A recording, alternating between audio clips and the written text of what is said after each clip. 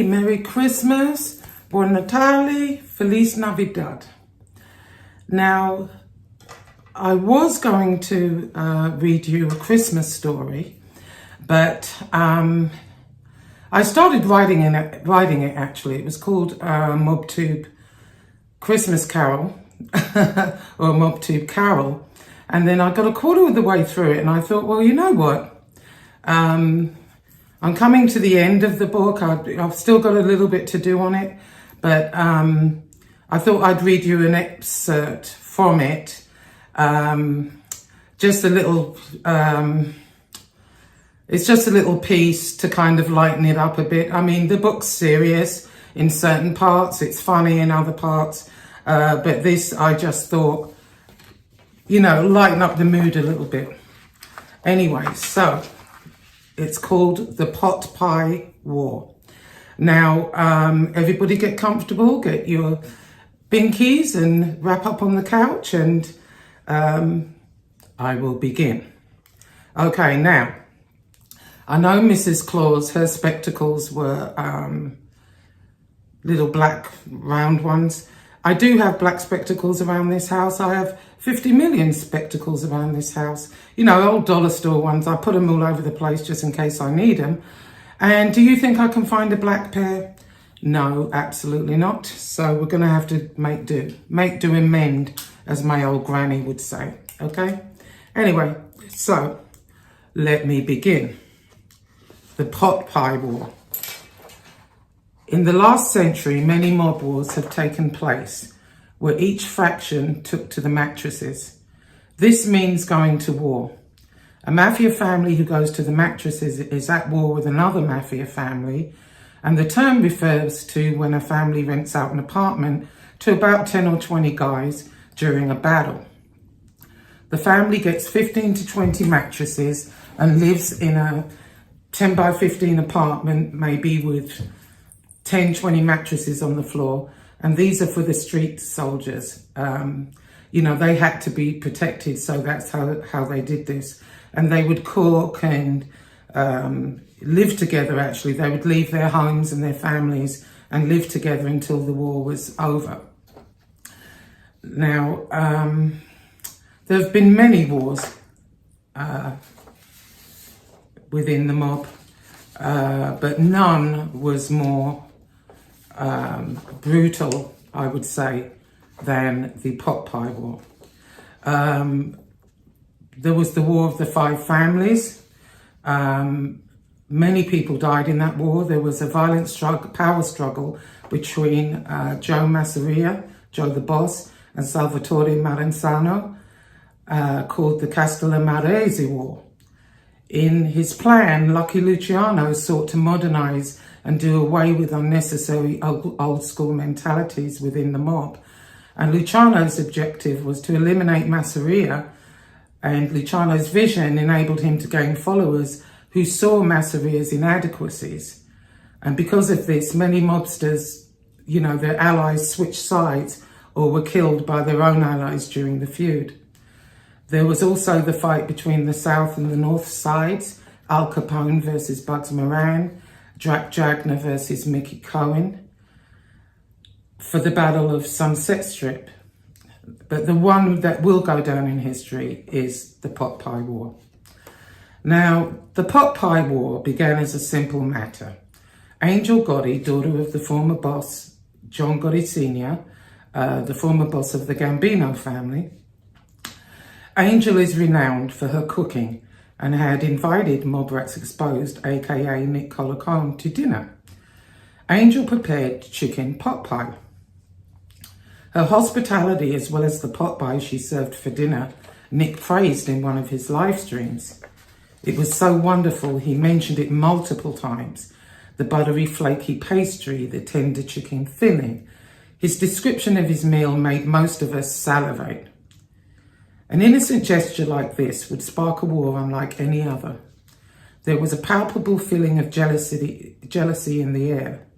The Rat Squad got enraged at the mere thought of Nick Colacone eating Angel's chicken pot pie at her dinner table. No less.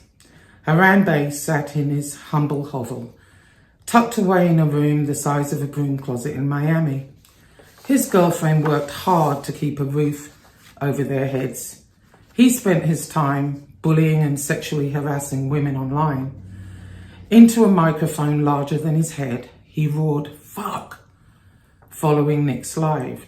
He erupted in rage. As he fell to his knees, tears sprang to his eyes as he called the rest of the rat squad, yelling, "Nick Colacone got a place at the dinner table and ate the pot pie, but not me." The rest of the rat squad felt the same way, but they had imagined themselves at the dinner table, not him. He just knew he had a right to be there. He had bullied and cajoled Angel and her daughter for months. She surely would be too afraid not to invite him. I guess not. Anyway, there was no one more enraged than Kitten. Seeing Nick's live stream, his eyes darkened and blood rushed to his head. Nick got the pot pie and Kitten did not? This infuriated him more than anything. How did Nick get to eat it when he had been a close family friend for years, but the pot pie had never been served to him? Kitten sought revenge. His anger towards Angel was unimaginable.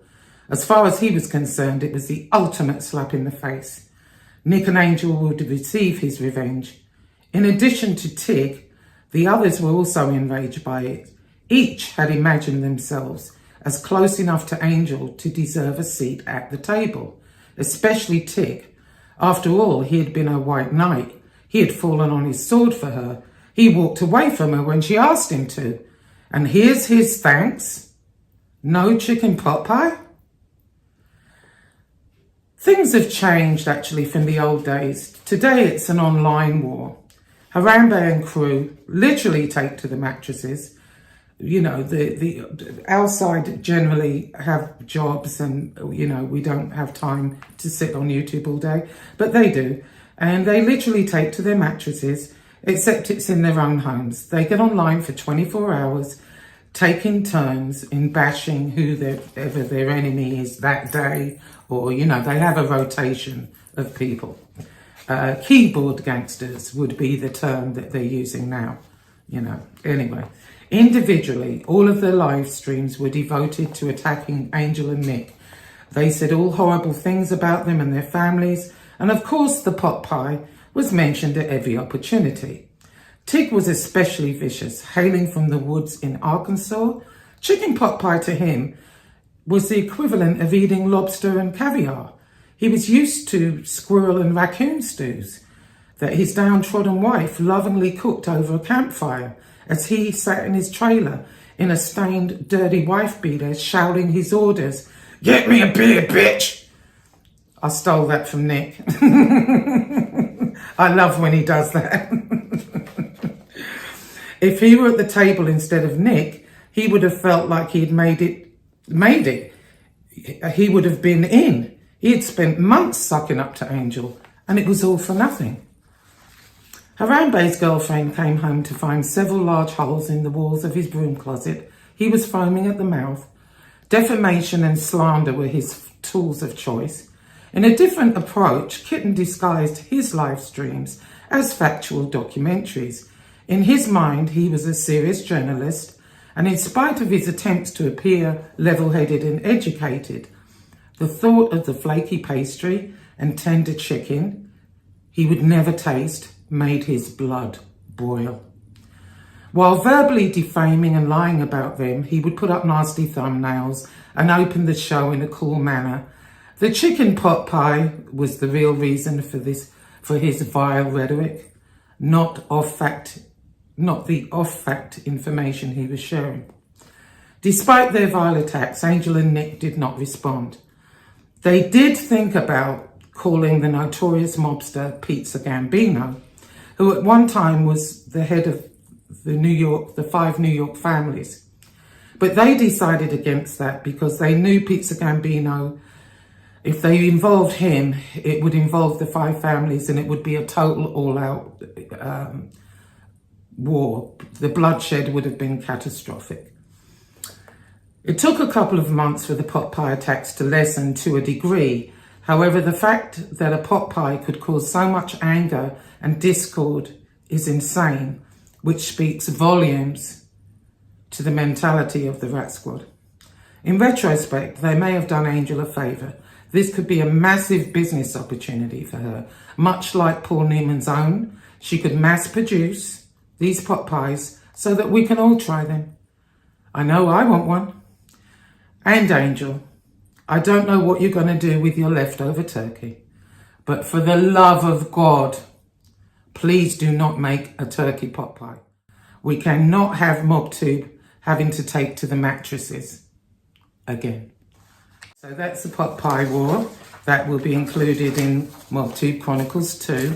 I'm getting very near the end, and then it's got to go into editing, and it'll be a minute, but hopefully I hope you all enjoy it. And I'm going to try and, it's just finding time. I want to sit down and read Chronicles 1 for those people that can't read or, have, sight difficulties and stuff like that.